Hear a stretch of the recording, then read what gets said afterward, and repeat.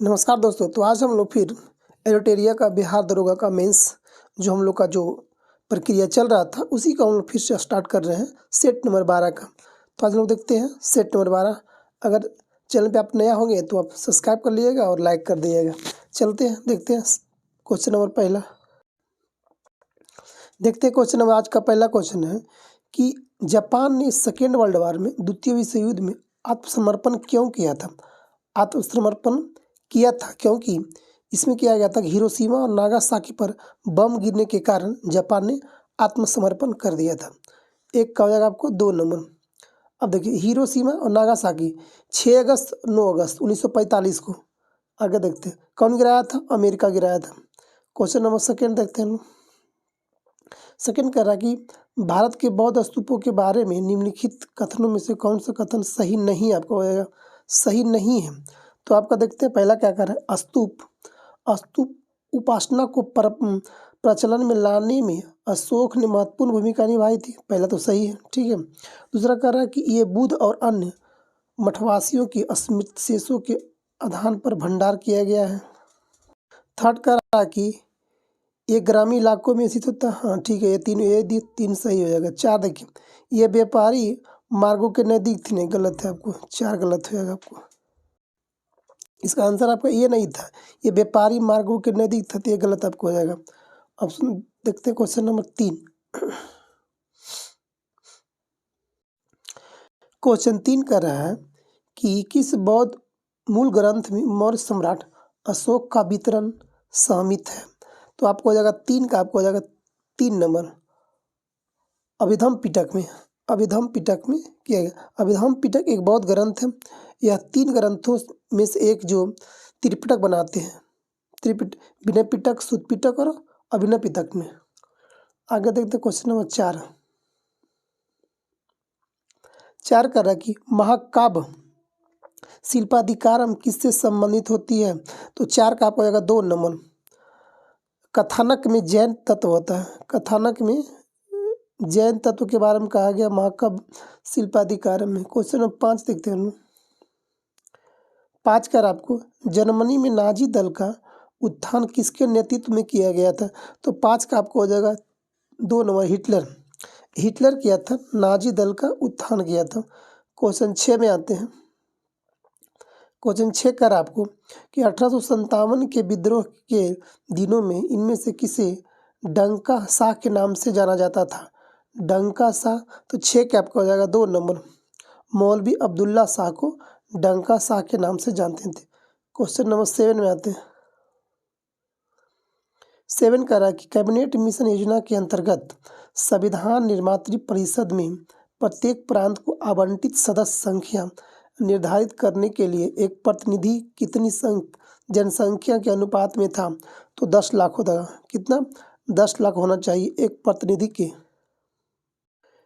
अगला क्वेश्चन 8 का रहा कि निम्नलिखित आयोग का उद्देश्य क्या था। क्या उद्देश्य था, तो आपको हो जाएगा 4 नंबर। भारतीय कृषि में संकट से संबंधित था, भारतीय कृषि में संकट से संबंधित था। आगे देखते हैं क्वेश्चन नंबर 9 देखते हैं हम लोग। क्वेश्चन 9 का रहा कि भारत छोड़ो आंदोलन के समय निम्न में से किसने कांग्रेस रेडियो का प्रसारण किया था। तो आपको हो जाएगा कौन था, उषा मेहता। कौन थी, उषा मेहती थी। भारत छोड़ो आंदोलन कब शुरू किया गया था, 8 अगस्त 1942 से, जिसे मद्रास तक सुना जा सकता था। राम मनोहर लोहिया नियमित रूप से रेडियो प्रसारण करते थे।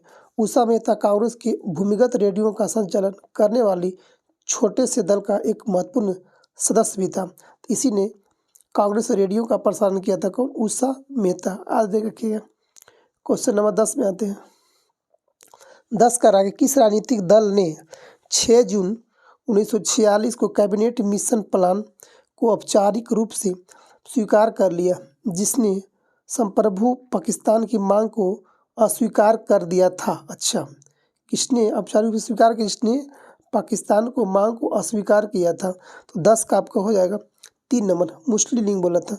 मुस्लिम लीग की स्थापना मुस्लिम लीग ने 6 जून 1946 को कैबिनेट मिशन योजना को स्वीकार किया था और 24 मार्च 1946 को कैबिनेट मिशन दिल्ली पहुंचा और अंतिम सरकार तथा भारत सरकार का स्वतंत्रता देने एवं नए संविधान निर्माण करने की आवश्यकता को उपायों का चर्चा किया था। क्वेश्चन नंबर 11 आते हैं। क्वेश्चन 11 कह रहा है कि भारत में मुगल शासन के बारे में नीचे दिए गए कथनों में से कौन सा कथन आपको असत्य यानी कि गलत इसमें हो जाएगा। तो 11 का आपको हो जाए आपको 3 नंबर गलत है। अच्छा इसमें सही कौन कौन है तो कल कृषक समुदाय एक संगठित और सामाजिक समूह था, बिल्कुल सही है। खदानों की प्रचुरता थी, बिल्कुल सही बात है। अच्छा 4 का रहा है कि अधिकतर क्षेत्रों में वर्ष में 2 फसल उत्पादन होता था, जी बिल्कुल, यानी कि ये गलत है। 11 का 3 नंबर। क्वेश्चन नंबर 12 में आते हैं। क्वेश्चन 12 का रहा कि भारतीय राष्ट्रीय कांग्रेस के प्रथम मुस्लिम अध्यक्ष कौन थे। प्रथम मुस्लिम अध्यक्ष कौन था तो आपको हो जाएगा बदरुद्दीन तैयबजी। कब थे 1887 में। 87 में बने थे, तीसरे अधिवेशन में बने गए थे तैयबजी को। आगे देखते। अच्छा प्रथम अध्यक्ष को कांग्रेस का स्थापना हुआ था 28 दिसंबर 1885 का। इसकी प्रथम अध्यक्ष था भारतीय राष्ट्रीय कांग्रेस, जिसका प्रथम अध्यक्ष स्थान था मुंबई। प्रथम अध्यक्ष था उमेश चंद्र बनर्जी, जिसमें टोटल 72 लोगों ने भाग लिया था। आगे देखते हैं क्वेश्चन नंबर 13। इतिहासकार बर्नी दिल्ली के सुल्तान के अधीन भारत में शासन को वास्तव में इस्लामी नहीं माना, क्योंकि अधिकतर आबादी इस्लाम का अनुसरण नहीं करती थी। 13 का 1 नंबर। 14 में आते हैं।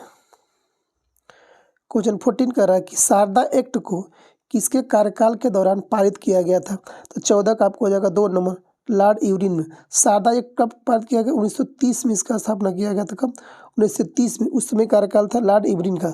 लॉर्ड इरविन कार्यकाल था 26 से 30 के बीच, ठीक है। उसमें कहा गया था शारदा एक्ट में कि बाल विवाह कानून को निषेध है। उसमें कहा गया था कि लड़की यानी कि लड़का का जो बॉय का जो होगा वो होगा मिनिमम एज 18 साल विवाह करने का। अगर गर्ल्स की बात किया जाए तो इसको कहा था 14 वर्ष कहा था, 14 वर्ष। आगे देखते हैं क्वेश्चन नंबर 15। क्वेश्चन 15 कर आपको कि निम्नलिखित में से कौन सा मुगल बादशाह नक्शबंदियों नेता ख्वाजा इमैदुल्ला अहरार का अनुयायी था। कौन अनुयायी था। 15 का आपको 1 नंबर, बाबर। अच्छा अब देखते हैं। ख्वाजा अहरार ने शेख आकब चरखी से अपनी आध्यात्मिक शिक्षा को ग्रहण किया था। बाबर ने ख्वाजा अहरार को सम्मान में पुस्तक की रचना किया था। तो 15 का आपको 1 नंबर। 16 आते हैं। 16 क्वेश्चन कर आपको कि निम्नलिखित में से कौन सा एक चोल राजाओं द्वारा बनाया गया मंदिर था। तो 16 का आपको हो जाएगा 1 नंबर। बृहदेश्वर मंदिर कहाँ पे, तंजावुर। कहाँ पे ये बनाया गया था, किसके द्वारा बनाया गया था तो चोल राजाओं के द्वारा बनाया गया। इस मंदिर का निर्माण जो किया गया था 1000 ईस्वी किया गया था। 1000 ईस्वी पूर्व हो चुके थे। अच्छा आगे देखते हैं क्वेश्चन नंबर 17। 17 करा कि मजहरनामा की घोषणा अकबर ने किस वर्ष किया था, यानी कब किया था। तो 17 का आपको हो जाएगा 2 नंबर। 1579 में मजहर की घोषणा किया गया था। अच्छा अकबर ने स्वयं धर्म मामले का सर्वोच्च बना दिया था। 1575 में इबादत खाना को स्थापना किया था। कब 1575 में इबादत खाना का स्थापना कौन किया था, अकबर किया था। 18 क्वेश्चन आते हैं। सूची 1 और सूची 2 को मिलाना आपको। अच्छा आगे देखते हैं 18 में। अच्छा अनायमुड्डी डोडा बेटा धूपगढ़ी और गुरु शिखर। अब देखते हैं पहला कह रहा है इसमें कहना क्या सुमिलित नहीं है, क्या बोल रहा है इसमें। इधर आपका शिखर हो गया, इधर आपको पहाड़ी का नाम हो गया। अच्छा अनायमुड्डी आपको हो जाएगा अन्नामलाई। दक्षिण भारत की सबसे ऊंची चोटी अनायमुड्डी को डोडा बेटा अगर कहा जाता तो डोडा बेटा आपको नीलगिरी में जाएगा, ठीक है। धूपगढ़ी आपको हो जाएगा कहाँ पे, सतपुड़ा पे। कहाँ पे, सतपुड़ा पे। अच्छा गुरु शिखर अरावली का सबसे ऊंची चोटी गुरु शिखर, याद रखिएगा। अनायमुड्डी अन्नामलाई, डोडा बेटा नीलगिरी, धूपगढ़ी सतपुड़ा का, गुरु शिखर आपको अरावली का। आगे देखते हैं क्वेश्चन 19 का निम्नलिखित में से कौन सा वाराणसी कन्याकुमारी राष्ट्रीय राजमार्ग पर स्थित नहीं होता है। कौन फिर बनारस और कन्याकुमारी पर आपको नहीं हो जाएगा। तो 19 का 1 नंबर। सतना आपको नहीं है, रीवा है, कटनी है, जबलपुर है आपको NH। अभी अगर वर्तमान में सबसे लंबा राजमार्ग देखा जाए तो कौन, NH 44। आगे देखते हैं क्वेश्चन नंबर 20। क्वेश्चन 20 कर रहा है आपको कि भारत की निम्नलिखित में से कौन सी नदी घाटी गहन अवनालिका अपरदन से प्रभावित है। तो आपको हो जाएगा 20 का 2 नंबर चंबल। चंबल नदी मध्य प्रदेश के मालवा पठार से महू के निकट से निकलती है। ठीक है, कहाँ से? मध्य प्रदेश की महू जगह से निकलती है। आगे देखते हैं क्वेश्चन नंबर 21 कह रहा है 21 कह रहा है कि दो समानांतर भ्रंशों के बीच उठे हुए भाग को क्या कहा जाता है? 21 का ब्लॉक पर्वत कहते हैं। 2 नंबर ब्लॉक पर्वत कहते हैं। ब्लॉक पहाड़ पर ऊंचे पठार या चौड़े गुंबदे से बनते हैं। 21 का आपको हो जाएगा ब्लॉक पर्वत 3 हो जाएगा ना, ब्लॉक पर्वत 3 हो जाएगा 21 का। 22 कह रहा है आपको कि भारत में ऊर्जा का सर्वाधिक स्रोत क्या होता है? कोयला। 22 का आपको हो जाएगा। किससे होता है सबसे अधिक? तो हम लोग का होता है कोयला से होता है। 22 का आपको हो जाएगा 3 नंबर। आगे देखते हैं 23। क्वेश्चन 23 में आता है कि जब प्रकाश जल से ऑलिव ऑयल में गिरती है तो किरण क्या होता है? 23 का आपको हो जाएगा 2 नंबर अभिलंब की ओर मुड़ेगी। कहाँ मुड़ेगी? अभिलंब की ओर मुड़ेगी। आगे देखते हैं पानी का अपवर्तनांक क्या था? 1.33 याद रखिएगा। पानी का अपवर्तनांक 1.33 होता है। अगर वही पूछे जाए हीरा का अपवर्तनांक क्या होता है? 2.42 होता है। हीरा का अपवर्तनांक कितना होता है? अपवर्तनांक 2.42। आगे देखते हैं 24 नंबर। 24 कर आपको कि दक्षिण गोलार्ध का सबसे बड़ा दिन कौन सा होता है? दक्षिण गोलार्ध का सबसे बड़ा दिन होता है आपको 22 दिसंबर का। 21 जून उत्तरी गोलार्ध का सबसे बड़ा दिन और 22 दिसंबर सबसे बड़ा दक्षिणी गोलार्ध का होता है। आगे देखते हैं हम लोग क्वेश्चन नंबर 25 में आते हैं। 25 कह रहा है कि पाचन के दौरान मुक्त गैस्ट्रिक रस का पीएच मान होता है। तो 25 का हो जाएगा 7 से कम होता है। 7 से कम होता है। 7 से कम होता है तो कहलाता है अम्ल। 7 से ज़्यादा होता है तो क्या कहलाता है? क्षारीय कहलाता है। आगे देखते हैं 26 में आते हैं। प्लूटोनियम न्यूक्लाइड के नाभिक में न्यूट्रॉनों की संख्या कितनी होती है? 26 का आपको हो जाएगा 2 नंबर 148। न्यूट्रॉन कैसे निकलता है? तो परमाणु संख्या परमाणु द्रव्यमान माइनस प्रोटॉन संख्या। तो 94 करेंगे 10 2 12 में 4 के 8 ये आपका पता 3 तो होगा 10 से 3 13 13 में से 9 गया 4 इधर आपको 1। तो द्रव्यमान संख्या माइनस प्रोटॉन संख्या बराबर न्यूट्रॉन की संख्या 148। आगे देखते हैं क्वेश्चन 27 करा कि छोटी माता अथवा स्मॉल पॉक्स उत्पन्न होती है। किससे होती है? तो 27 का आपको हो जाएगा 4 नंबर वायरस से होती है, यानी विषाणु से होती है। अच्छा, एड्स होता है HIV। कारण क्या होता है? HIV होता है। ठीक है। रेबीज के वायरस होता है। पोलियो के वायरस से। चेचक वेरुला वायरस। छोटी माता वेरुला वायरस। खसरा बोरमिलो वायरस होता है। आगे देखते हैं तो हम लोग का जो HIV होता है प्रभावित अंग क्या कहलाता है? प्रतिरक्षा प्रणाली कहलाता है। आगे देखते हैं क्वेश्चन नंबर 28 करा आपको 28 करा कि विज्ञान की अवस्था में एक व्यक्ति की सामान्य औसत श्वसन दर कितना होती है? तो 28 का आपको हो जाएगा 3 नंबर 12 से 20 होती है। आगे तो क्वेश्चन 29 में आते हैं। 29 कह रहा है कि सरल लोलक एक दोलक पूरा करने में कितना समय लगाती है? उस सरल लोलक को क्या कहते हैं? तो 29 का आपको हो जाएगा 3 नंबर आवर्तकाल बोलते हैं। एक जितना टाइम पूरा करे उसको क्या कहते हैं? आवर्तकाल कहते हैं। आगे देखते हैं याद रखिएगा आवर्तकाल जो दोलन होता है वह द्रव्यमान पर निर्भर नहीं करता है। याद रखिएगा। अच्छा क्वेश्चन है, द्रव्यमान पर निर्भर नहीं करता है। 30 में आते हैं निम्न में से कौन सा ऑक्साइड उभयधर्मी होती है? तो 30 का आपको हो जाएगा 2 नंबर SnO2। आगे देखते क्वेश्चन नंबर 31 करा आपको 31 करा कि वॉशिंग मशीन का कार्यकारी सिद्धांत क्या होती है? तो 31 का हो जाएगा 3 नंबर अपकेंद्रण होता है। क्या होता है? अपकेंद्रण। 32 में आते हैं हम लोग 32 करा कि प्रकाश की गति निम्न में से किस माध्यम में न्यूनतम होगी? तो 32 का आपको हो जाएगा 4 नंबर सबसे कम किस में होगा? कांच में, जल में, निर्वात में या वायु में। अच्छा अब देखिएगा निर्वात में प्रकाश की चाल कितनी होती है? तो 3 × 10⁸ मीटर पर सेकेंड। अगर वही देखा जाए जल में कितनी होती है? तो जल में आपको होता है 2.25 × 10⁸ मीटर पर सेकेंड। अगर वही देखा जाए कांच में क्या होती है? तो कांच में होता है 2 गुने 10 के पावर 8 मीटर पर सेकेंड। आगे तो सबसे कम किस में हो जाएगा आपको, कांच में हो जाएगा। आगे देखते हैं 33 नंबर।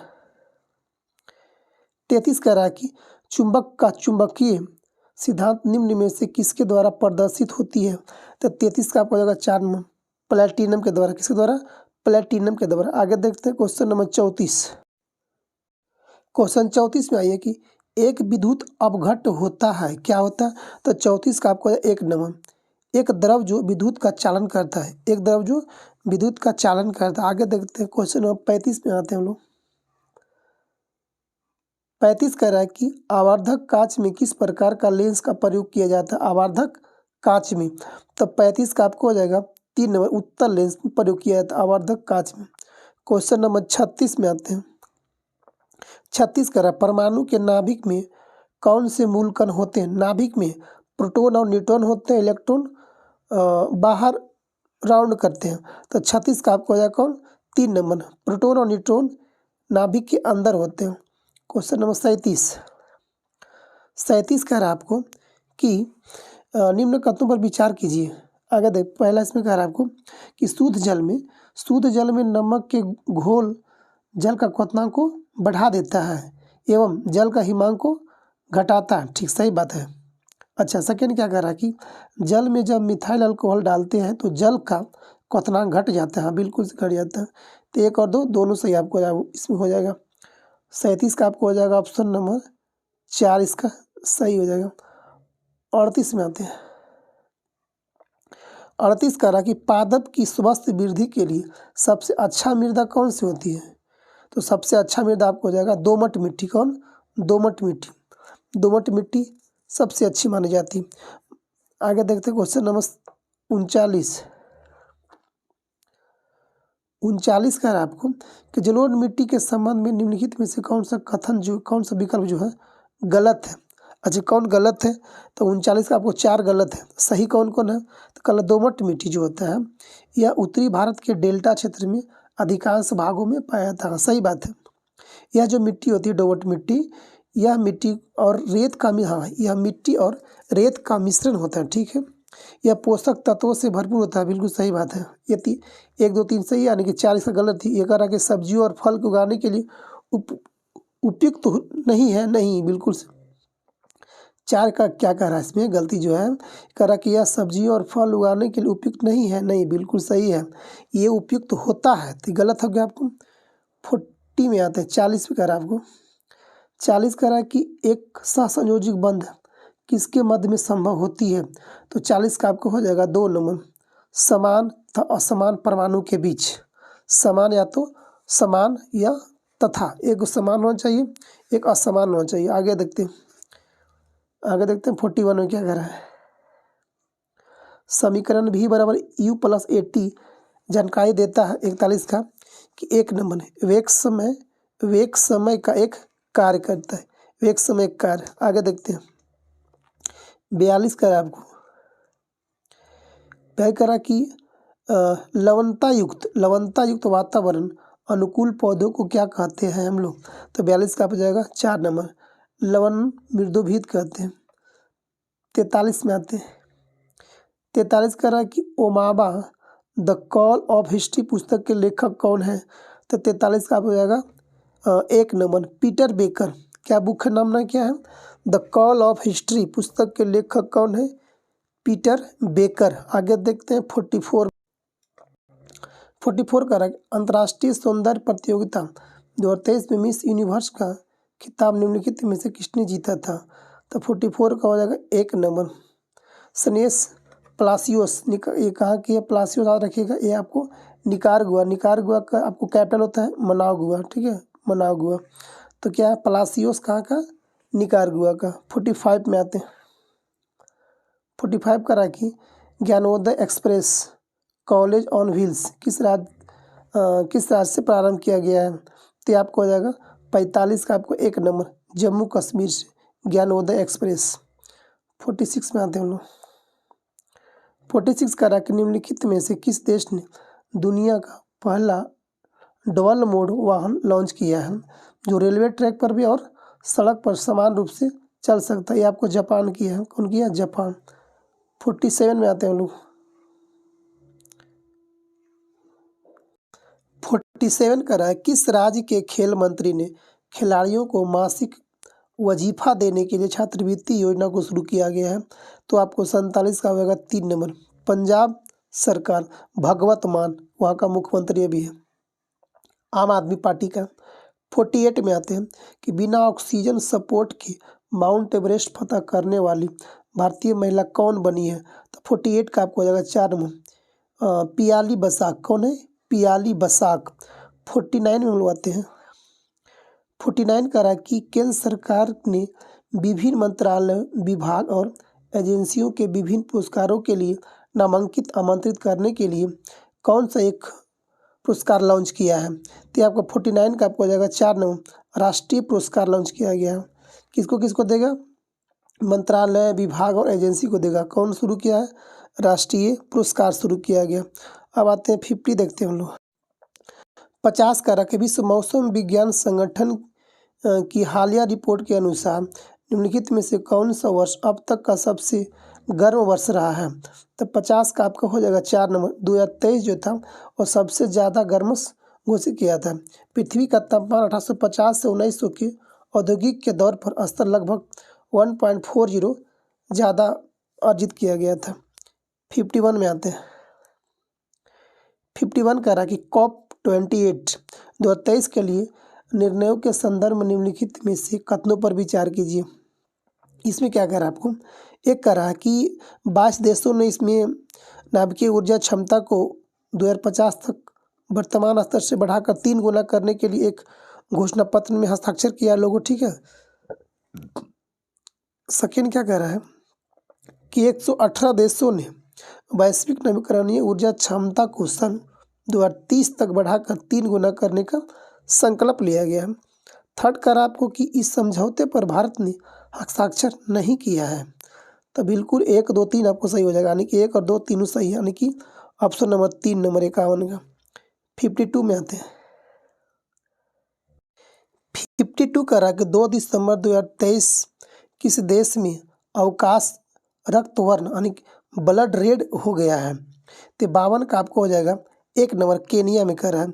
यूनेस्को द्वारा सांस्कृतिक विरासत संरक्षण हेतु अंतर सरकारी समिति ने 2023 को गुजरात के प्रसिद्ध गरबा नृत्य को सांस्कृतिक विरासत घोषित किया गया है। अब आते हैं 53 में आते हैं। 53 बोल रहा है कि बिहार में किस वर्ष पहली बार दूरदर्शन केंद्र को स्थापित किया गया था? तो 1978 में हो जाएगा। कब? 1978 में किया गया था। ये मुजफ्फरपुर में 1978 में रेडियो स्टेशन को बनाया गया था। मार्कोनी ने रेडियो का आविष्कार किया था। संचार में आयन मंडल सहयोग करता है, ठीक है। ऑल इंडिया रेडियो का स्थापना 1936 में किया गया था। ऑल इंडिया रेडियो का स्थापना 1936 में किया गया था। 54 में आता है। 54 का आपको बिहार के किस नेता ने महात्मा गांधी के साथ किसान आंदोलन का नेतृत्व किया था? तो 54 का आपको हो जाएगा 3 नंबर, राजकुमार शुक्ला। कौन किया था? राजकुमार शुक्ला। गांधी जी को लखनऊ में, कहाँ? लखनऊ कांग्रेस अधिवेशन में राजकुमार शुक्ला ने किसान के खराब स्थिति के से अवगत कराया था गांधी जी को। अच्छा, महात्मा गांधी ने 9 जनवरी 1915 को भारत अंतिम रूप से रहने के लिए दक्षिण अफ्रीका से लौट गए थे। आगे देखते हैं क्वेश्चन नंबर 55 में कह रहा है। 55 कह रहा है आपको कि लोकसभा के सदस्य महुआ मोइत्रा ने 8 दिसंबर 2023 को संसद से निष्कासित कर दिया गया। ये किस राजनीतिक पार्टी से? कौन को? महुआ मोइत्रा। अच्छा, मोइत्रा। अच्छा, किस पार्टी से आपको हो जाएगा? तब 55 का आपको हो जाएगा 2 नंबर, तृणमूल कांग्रेस का। अच्छा, तृणमूल कांग्रेस का। अच्छा क्वेश्चन याद रखिएगा ये बोला। महुआ मोइत्रा कौन पार्टी से है? तो TMC। आगे देखते हैं 56 का आपको, देश का पहला गैंडा संरक्षण एवं प्रजनन केंद्र कहाँ खोला गया? पटना में। 56 का 3 नंबर। 57 में आते हैं लोग। 57 का आपको कि भारतीय अंतर्देशीय जलमार्ग प्राधिकरण का गठन किस वर्ष हुआ था? तो 57 का 1986 में। कब किया गया था? 1986 में किया गया था। आगे देखते हैं 58 में देखते हैं। 58 का आपको कि भारतीय भूमि का सबसे दक्षिण बिंदु कौन है? मुख्य भूमि का सबसे दक्षिण बिंदु होगा आपको केप कोमोरिन, केप कोमोरिन। अच्छा, अब देखते हैं कह रहा है कि जो कन्याकुमारी और तमिलनाडु में स्थित होता है इंदिरा पॉइंट या तो पिग्मेलियन पॉइंट भारत की मुख्य बिंदु से दूर दक्षिणतम बिंदु है, जो अंडमान निकोबार में द्वीप समूह के ग्रेट निकोबार में होता है। कौन? Cap Comorin. क्वेश्चन 59 में आते हैं, वह भारतीय राष्ट्रीय पार्क कौन सा है जिसे भारत में स्थापित किया गया? वह कौन नेशनल पार्क है जिसे भारत में स्थापित किया गया? तो 59 का हो जाएगा 4 नंबर। प्रथम कह रहा है तो Jim Corbett national park. Jim Corbett national park कहाँ पर हो जाएगा? उत्तराखंड में हो जाएगा। किस पर? अच्छा, पेरियार नेशनल पार्क कहाँ? आपको केरला में हो जाएगा। आगे देखते हैं क्वेश्चन नंबर 60 का रहा कि निम्नलिखित में से कौन सा ऊर्जा गैर परंपरागत स्रोत नहीं होती है? तो 60 का आपको 2 कोयला। कौन हो जाएगा? कोयला आपको गैर परंपरागत स्रोत नहीं होती है। गैर परंपरागत स्रोत ऊर्जा पुनः उपयोग में लाया जा सकता है। जी, गैर परंपरागत होता है वो क्या होता है, उसको हम क्या कहते हैं कि पुनः उपयोग में हम लोग उसको ला सकते हैं। आगे देखते हैं क्वेश्चन नंबर 61 में आते हैं। 61 का रहा कि देश की प्रथम बोलती फिल्म आलम आरा के निर्देशक कौन थे? 61 का 1 नंबर आदेश ईरानी। क्या नाम था? आदेश ईरानी। अच्छा, ईरानी का, ठीक है। आलम आरा फिल्म को 1931 में बनाया गया था। कब? 1931 में बनाया गया। भारत में पहली फिल्म राजा हरिश्चंद्र था। भारत का प्रथम फिल्म कौन था? राजा हरिश्चंद्र। आलम आरा को 1931 में बनाया गया था। दादा साहेब फाल्के भारत के फिल्म का क्षेत्र में सबसे महत्वपूर्ण योगदान दिए थे। कौन? दादा साहेब फाल्के। 62 का आपको कि सरसों किस कुल का पौधा होती है? तो 62 का आपको हो जाएगा 1 नंबर कृषि फेरी। क्या हो जाएगा? 63 में आते हैं। 63 का रहा कि मानव विकास सूचकांक किस अवधारणा का प्रतिपादन किया गया था? मानव विकास सूचकांक की अवधारणा प्रतिपादन कब किया गया था? तो 63 का आपको हो जाएगा 3 नंबर 1990 में किया गया था। कब किया गया था? 1990 में किया गया था। अब आते क्वेश्चन नंबर 64। 63 का हम लोग का आंसर हो गया था 3 नंबर। कितना? 3 हो गया था। 1990 से मानव विकास सूचकांक को जारी किया जाता है। कौन जारी करता है मानव विकास सूचकांक को? UNDP, United Nation Development Programme जारी करता है। आगे देखते हैं क्वेश्चन नंबर 64 का आपको 64 का रहा कि साख का आधार क्या है? साख का आधार क्या होता है? तो 64 का हो जाएगा 1 नंबर विश्वास। क्या होता है? विश्वास जो होता है साख का आधार होता है। क्वेश्चन नंबर 65 में हम आते हैं।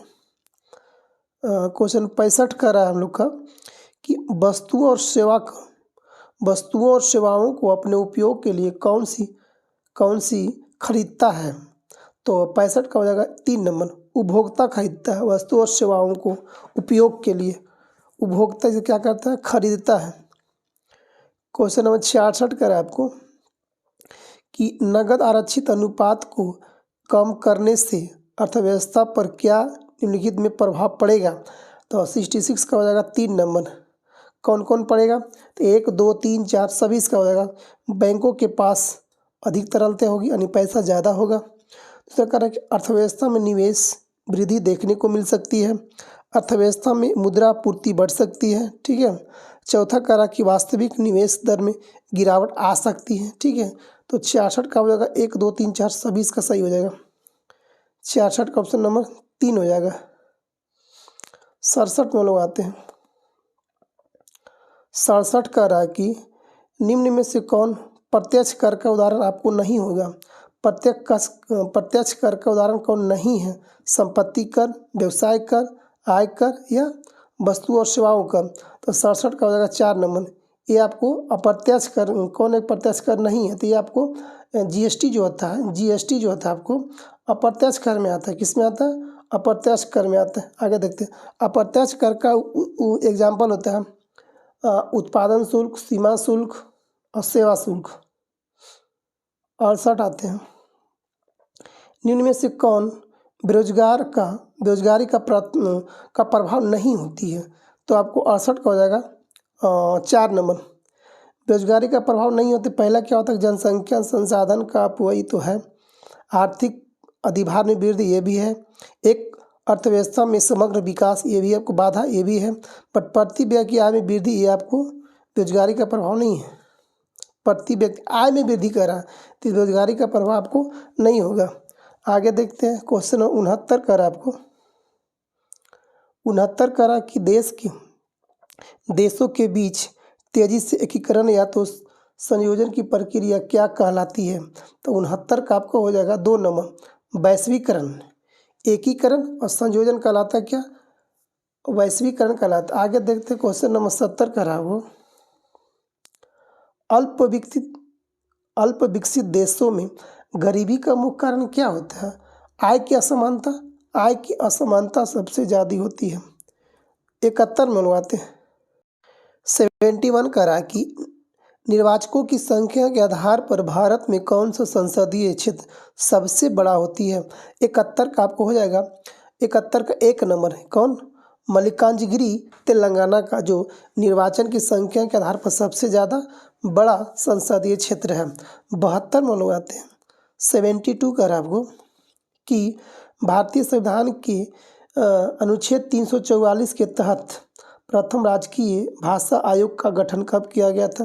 तो 72 का आपको हो जाएगा 1955 में। कब किया गया था, भाषा आयोग का गठन 1955 में किया गया था अनुच्छेद 344 के तहत। क्वेश्चन नंबर 73 में आते हैं 73 करा कि राज्यसभा के सदस्य एकल हस्तांतरणीय मत पद्धति द्वारा निर्वाचित किया जाते हैं। हस्तांतरणीय मत पद्धति के द्वारा निर्वाचन होते हैं किसका, राज्यसभा के सदस्य। क्वेश्चन 74 करा आपको 74 करा कि 42वां संविधान संशोधन द्वारा किस अनुच्छेद के माध्यम से श्रमिकों की प्रबंधन में भागीदारी सुनिश्चित की गई है। तो 74 का 43 का आपको हो जाएगा 1 नंबर, 43 का 1, 44 यानी कि 74 का 4 नंबर। 75 में आते हैं 75 करा कि ग्राम पंचायत तंत्र के 3 स्तर होते हैं। ब्लॉक स्तर होता है क्या, ब्लॉक स्तर पर कौन सा होता है, तो ब्लॉक स्तर पर आपको पंचायत समिति होते हैं, क्योंकि हर एक ब्लॉक पे एक पंचायत समिति होती है। हाँ, हर एक ब्लॉक को नहीं, हर एक पंचायत में एक समिति होती है, तो समिति जो होती है ब्लॉक स्तर पर होती है जी। 76 में लगाते हैं 76 करा के संविधान सभा के मूल अधिकारों, अल्पसंख्यक एवं जनजातीय तथा बहिष्कृत क्षेत्रों के लिए परमादास्ता समिति के अध्यक्ष थे। 76 का होगा सरदार वल्लभ भाई पटेल। 1 नंबर 76 के सरदार वल्लभ भाई पटेल संविधान के मूल अधिकारों, अल्पसंख्यक एवं जनजातीय एवं बहिष्कृत क्षेत्रों के लिए ये समिति और अध्यक्ष चुने गए थे। आगे देखते हैं 77 कर आपको कि भारत के संविधान की 11वीं अनुसूची में कितने विषयों पर चर्चा किया गया है। तो 77 का आपको हो जाएगा 2 नंबर, 29 विषय की चर्चा किया गया है। 78 में लगाते हैं 78 करा कि इनमें से जो कौन सुमेलित आपको नहीं होगा। अच्छा, सार्वजनिक 78 करा आपको। अच्छा, कल कि सार्वजनिक स्वास्थ्य एवं स्वच्छता राय सूची में आता, ठीक है। जनगणना संघ सूची में, सही बात है। दल बदल 10वीं अनुसूची में भी सही है आपको। अच्छा, राज्यसभा के सीटों के बारे में 6ठी में नहीं है, राज्यसभा का सीटों के बारे में 6ठी में नहीं कहा गया है, ये इसमें कहा गया आपको 4वीं में कहा गया आपको। राज्यसभा का सीटों के बारे में 4थी अनुसूची में बारे किया गया है। कहा गया कि राज्यसभा का उल्लेख अनुच्छेद 80 में होता है, राज्यसभा का उल्लेख अनुच्छेद 80 में, लोकसभा का 1981 में, लोकसभा का अनुच्छेद 81 में होता है, राज्यसभा 80 में, संसद होता है अनुच्छेद 79 में होता है। इसके अंतर्गत राज्यसभा का सदस्यों का अधिकतम संख्या 250 निर्धारित किया गया, जिसमें से 12 को राष्ट्रपति मनोनीत कर सकती है और 238 चुन कर आते हैं। आगे देखते हैं 79 कह रहा आपको, कह रहा कि संसद का व्यय का लेखा जोखा निम्नलिखित में से कौन देता है। तो 79 का आपको हो जाएगा 2 नंबर, नियंत्रक एवं महालेखा परीक्षक। आगे देखते हैं 80 नंबर क्वेश्चन। दोस्तों ये रहा हम लोग का 80 क्वेश्चन और आज का हम लोग का ये अंतिम क्वेश्चन है। अंतिम क्वेश्चन कह रहा है आपको कि संविधान सभा के मूल अधिकारों, अल्पसंख्यक एवं जनजातीय तथा बहिष्कृत क्षेत्रों के लिए परामर्शदाता समिति के अध्यक्ष कौन थे? तो सरदार वल्लभ भाई पटेल। सरदार वल्लभ भाई पटेल अध्यक्ष थे। किसका? अल्पसंख्यक का, जनजाति का और बहिष्कृत के लिए भी। तो दोस्तों ये हम लोग का आज रहा मेंस का, जो हम लोग सेट करा रहे थे 12 सेट नंबर 12 उसका था ये। तो दोस्तों अगर जो भी आप नया होंगे तो कृपया इस चैनल को सब्सक्राइब करिए, थोड़ा सपोर्ट करिएगा, तो हम भी आपको उम्मीद से थोड़ा सा ये हम लगन से काम करेंगे, आपको बेटर प्रोवाइड करेंगे। हम सोचते हैं, कोशिश करते हैं जितना से ज़्यादा बेटर से बेटर दे, ताकि आप लोग बना सकें। थैंक यू दोस्तों। तो आज विदा लेते हैं। थैंक यू, धन्यवाद। जय हिंद, जय भारत।